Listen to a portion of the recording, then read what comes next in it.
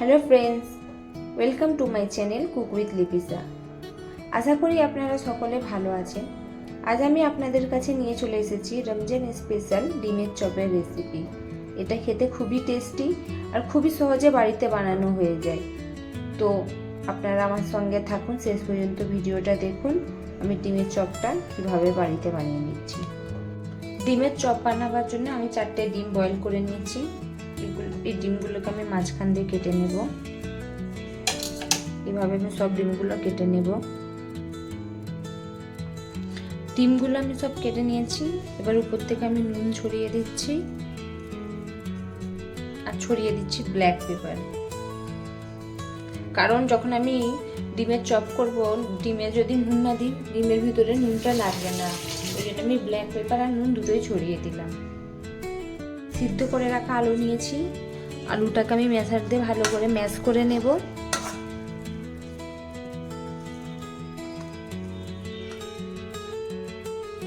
আলুটা আমি ভালো করে ম্যাশ করে নিয়েছি। এবারে আলুর মশলা বানিয়ে নেব।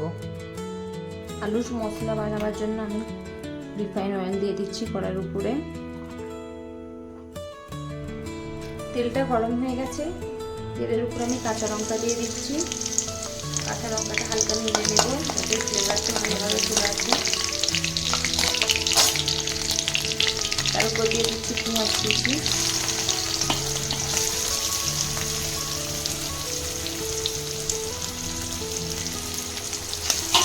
পেঁয়াজটাও নেড়ে নেব হালকা সফট হওয়া পর্যন্ত।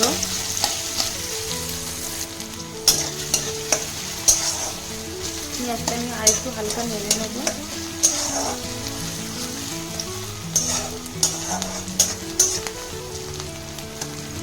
পেঁয়াজটা আমার হালকা সফট হয়ে গেছে। এবার এর উপর আমি দিয়ে দিচ্ছি আদা রসুন বাটা। দিয়ে আরেকটু আমি নেড়ে নেব যতক্ষণ আদা রসুন বাটা কাঁচা গন্ধটা চলে যায়।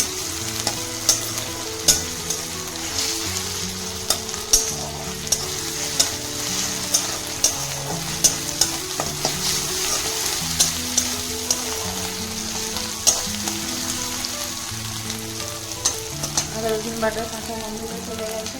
এবার আমি দিয়ে দিচ্ছি এতে স্বাদ মতো নুন, লঙ্কা গুঁড়ো, জিরা গুঁড়ো আর 1 চামচ গরম মশলা দিয়ে এটাকে আমি ভালো করে নেড়ে নেব।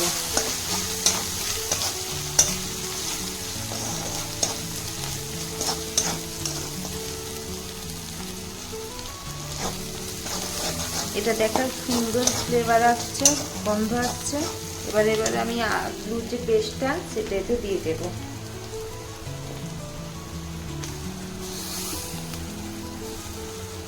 যখন আমি আলুটা দেব তখন আমি গ্যাসটা লো ফ্লেমে রাখবো যাতে মশলাটা না পুড়ে যায়।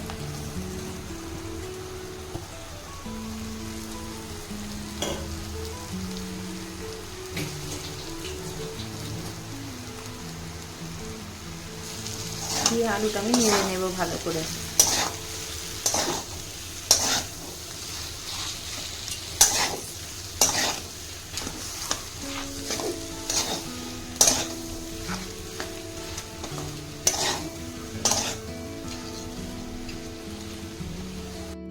আলুটা ভালোভাবে আমি নেড়ে একটা মশলা তৈরি করে নিয়েছি আলুর। এবার এর উপর থেকে আমি ছড়িয়ে দিচ্ছি ধনিয়া পাতা কুচি।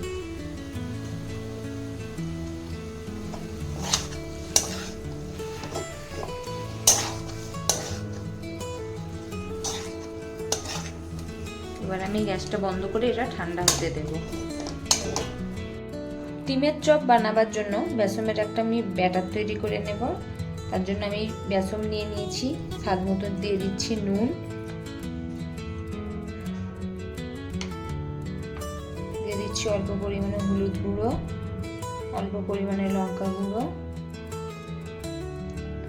1 চিমটি বেকিং সোডা। এটাকে আমি মিক্স করে নেব। নিয়ে একটা আমি স্মুথ ব্যাটার তৈরি করে নেব। অল্প করে জল দিয়ে দিয়ে, একবারে বেশি করে জল দিয়ে দেবেন না, তাহলে এটা অনেক পাতলা হয়ে যাবে।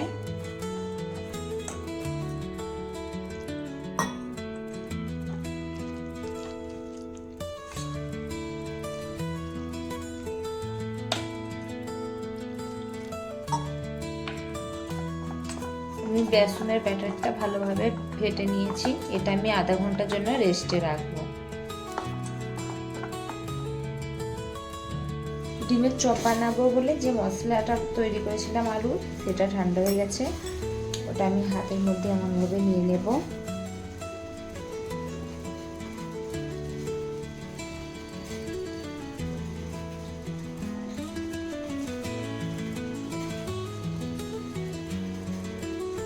এভাবে আমি প্রেস করে নেব।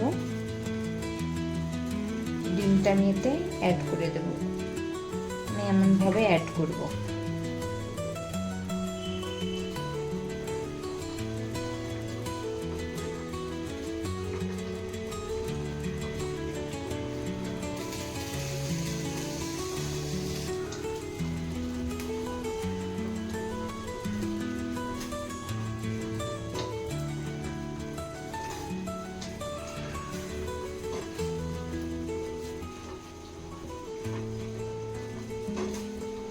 দেখুন ফ্রেন্ডস, আমি ভালোভাবে এটা ডিমটা ঢাকা দিয়ে দিয়েছি। দিয়ে আমি চারিদিক দিয়ে প্রেস করে নেব। আমার একটা রেডি হয়ে গেছে। আমি এইভাবে সবগুলো রেডি করে নেব, নিয়ে আপনাদের দেখাচ্ছি। আলুর যে মশলাটা বানিয়েছিলাম আমি ডিমের সাথে কোট করে নিয়েছি। এবার আমি আপনাদের এটা ভেজে দেখাচ্ছি। আমি ডিমের চপ ভাজার জন্য তেল গরম করতে দিয়েছি। আমি যে বেসনটা গুলে রেখেছিলাম তাতে আমি একটু যে তেলটা গরম করেছি সেটা অ্যাড করে দিচ্ছি। দিয়ে একটু আমি ভালো করে এটা ফেটে নেব। গরম তেলটা যদি বেসনের মধ্যে এইভাবে অ্যাড করে দিয়ে ভাজিয়া করা হয় কোনো ধরনেরই, বা ডিমের চপ করা হয়, এটা আরও সুন্দর হয়। তেলটা গরম হয়ে গেছে। আমি এইভাবে বেসনের মধ্যে এটা কোট করে নিলাম। নিয়ে এটা আস্তে করে এটা তেলের উপরে এক সাইড দিয়ে ছেড়ে দিলাম।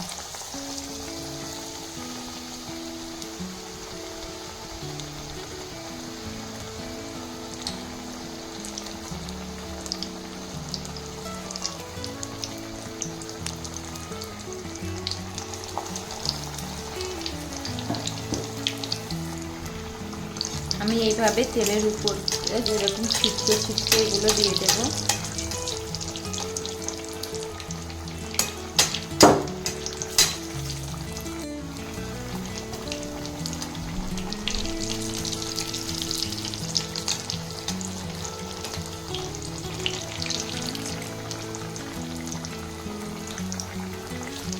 আমি আস্তে আস্তে ডিমের চপগুলো উল্টে দিচ্ছি, যার এক সাইডটা ভালো করে ভেজে নিচ্ছি।